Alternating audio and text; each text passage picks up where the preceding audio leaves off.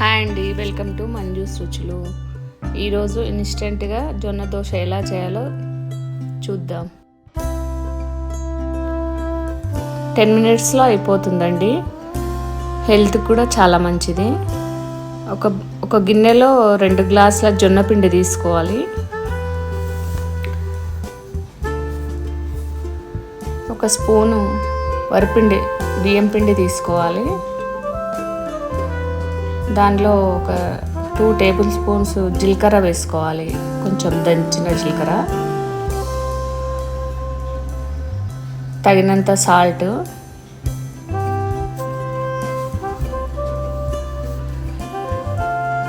కొంచెం కొత్తిమీర కట్ చేసుకొని వేసుకోవాలి.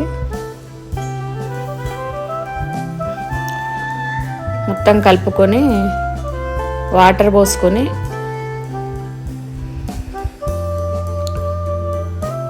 పల్చగా కలుపుకోవాలి.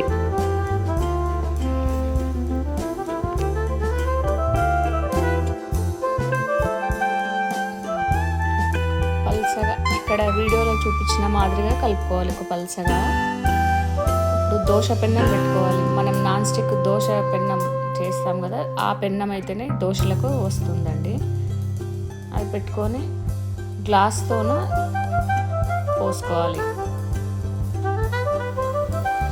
పైనుంచి ఆయిల్ వేసుకొని మూత పెట్టుకొని 2-3 నిమిషాల తర్వాత తిప్పుకోవాలండి. రెండో సైడ్ కూడా కొంచెం కాల్చుకుంటే క్రిస్పీగా వస్తుంది దోశ.